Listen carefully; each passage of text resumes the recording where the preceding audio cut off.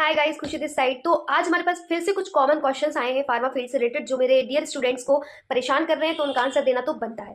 तो सबसे पहला क्वेश्चन है कि फार्मा इंडस्ट्री में सबसे ज़्यादा जॉब किस डिपार्टमेंट में होती है और कब कब होती है।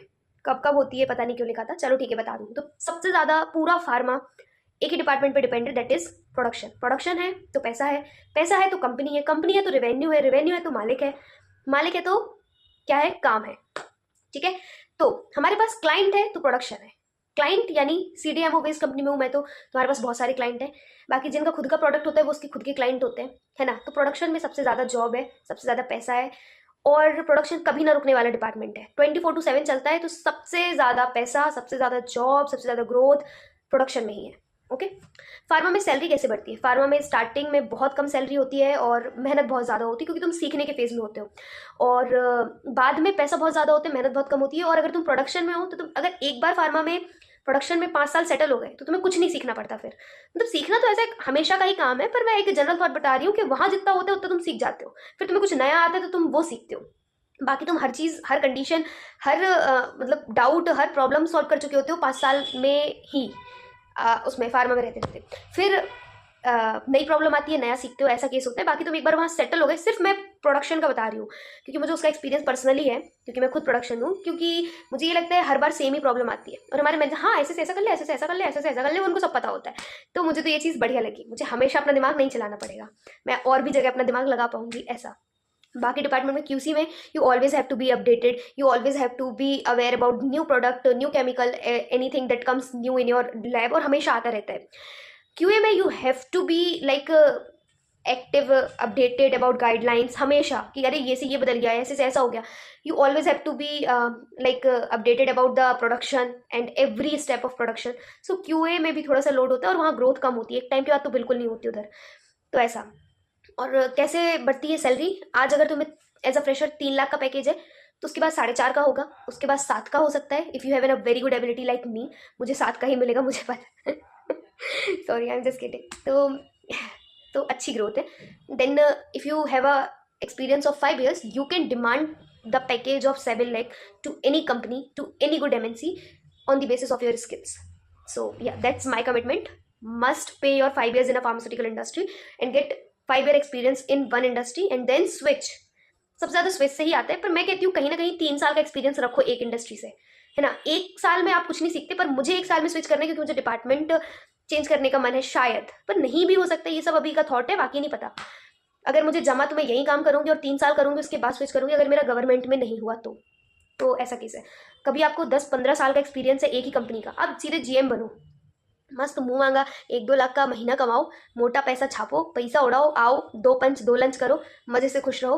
गाड़ी आएगी ले जाएगी, गाड़ी आएगी छोड़ जाएगी। खाना खाना है, फार्मा में खाना भी मिलता है। नाश्ता भी मिलता है, 2 वक्त की चाय भी मिलती है। तो it's a very good like environment, और आपको किसी चीज़ की टेंशन नहीं होती है, अरे अभी खाना नहीं खाया, अरे अभी पानी नहीं पिया, और इनफ रेस्ट टाइम भी मिलता है। तो यस, लाइक मुझे तो अच्छा लगता है, क्योंकि मुझे ऐसा लगता है कि आप जब उस कॉपरेट में होते हो तो आप सब खुद ही रश में मैनेज कर रहे होते हो, है ना। और वो जो टी ब्रेक और वाटर ब्रेक या वॉट एवर ब्रेक मिलता है वो समझ भी नहीं आता कहाँ गया, है ना। तो वो चीज़ है। प्रोडक्शन लड़कियों के लिए है या नहीं? बिल्कुल है। मैं खुद एक लड़की हूँ यार, मैं खुद जब प्रोडक्शन में काम कर रही हूँ तो मैं तो सोचती हूँ कि भाई सिर्फ यहाँ का खेल है, be smart, be curious and be active. ये 3 चीज़ें ही माइंड में है। और लड़कियों के लिए सबसे बड़ी चीज़, be must have a good communication skill, है ना। Be open also, be open in the sense तुम्हें कुछ समझ नहीं आ रहा, तुम खड़े हो सर समझ ही नहीं आ रहा, अब तुम्हें क्या करूँ, मैं ऐसे देख रही हूँ, मैं क्या करूँ, नहीं मुझे समझ, सर मुझे समझ नहीं आया। दूसरी, सर मुझे समझ नहीं आया। मुझे आया ही नहीं सर, समझाओ क्या है। तो जब तक पूरा क्लियर ना हो तब तक हाँ नहीं बोलना है। तो बोलना सीखना पड़ेगा लड़कियों को। अगर लड़कियाँ बोल पा रही है तो मैं बोल पाती हूँ तो मैं कर लेती हूँ ऐसा। फार्माकोविजिलेंस डिपार्टमेंट, फार्माकोविजिलेंस डिपार्टमेंट क्या इंडस्ट्री में होता है? इंडस्ट्री में नहीं होता है। ये एक ड्रग डिस्कवरी का डिपार्टमेंट है। इसमें हम एडवर्स इफेक्ट, एक ड्रग के बारे में जो एडवर्स इफेक्ट होते हैं उनके बारे में पढ़ते हैं। अगर हमारी कंपनी में R&D है तो ये होने के चांसेस हैं, फार्माकोविजिलेंस होने के चांसेस हैं, इस जॉब रोल के होने के चांसेस हैं। अदरवाइज ये नहीं है। ये उधर है जहाँ लोग ड्रग और एडवर्स इफेक्ट की स्टडीज़ करते हैं। इसकी जॉब कम होती है, पर हाँ ये मैंने सुना है वर्क फ्रॉम होम भी प्रोवाइड करती है, ऐसा वैसा। तो और लोग कहते हैं इसमें बहुत जॉब है, पर मैंने कहीं नहीं देखी। होती होगी तो मेरे नॉलेज में नहीं है। मैंने लिंक्डइन पे कई बार पोस्ट देखे हैं, but I am not sure कि वहाँ जॉब किसको मिलती है, क्या मिलती है, क्या रेफरेंस लगेगा, क्योंकि मेरे पर्सनल कोई टच में, नेटवर्क में ऐसा इंसान नहीं है जो फार्माकोविजिलेंस में हो। सो या I am not clear about that. What is good for higher study. ठीक है, what is good for higher study और package in pharma. M pharma और एम बी ए दोनों के अपने अपने बेनिफिट हैं. एम फार्मा करते हो तो आगे चल के प्रोफेसर बन सकते हो, कि तुम थक गए हो इंडस्ट्री से, अब तुम्हें कुछ करना है तो तुम प्रोफेसर बन सकते हो. पर एम बी ए करते हो तो एम बी ए के अपने अलग बहुत बेनिफिट है. तुम एक पूरे के पूरे मैनेजमेंट में हो सकते हो, पूरा का पूरा एक ऐसे कह सकते हो कि एक जगह है सप्लाई चेन में 4 तरीके के मैनेजर होते हैं. तुम्हारी एबिलिटीज अच्छी है तो पहले इंटर्न बनोगे, then you get to the post of manager and you get such a good package. It's all about how your management skill works and it's all about your management skills that pays you off. तो yes, मैं कह सकती हूँ कि M B A is far better than M form. But if you have any kind of subject that you like the most, और if you wants to study it more and wants to work in a particular department, like you can do M Pharm by QA, then you can go in a QA, you get the more reference. And if you want to do in a production, to go and do M Pharm in pharmaceutics. And if you wants to go in a R&D, then go and do pharmaceutical chemistry by M Pharm, है ना. तो ऐसे कई सारे, कोलॉजी में करना चाहो, pharma को बिजनेस में काम करना है तो कोलॉजी से कर लो. तो या there is so many options. तो ऐसा हो सकता है. और मैं उनको सजेस्ट करूँगी जो एम फार्मा कर रहे हैं ना, क्लैरिटी रखो, है ना. लड़कियाँ लड़के जो भी है, क्लैरिटी रखो करना क्या है.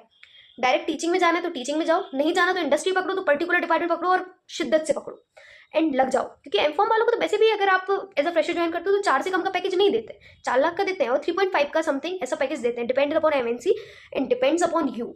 It's all about you. तो या, here is the questions and here is the answers too.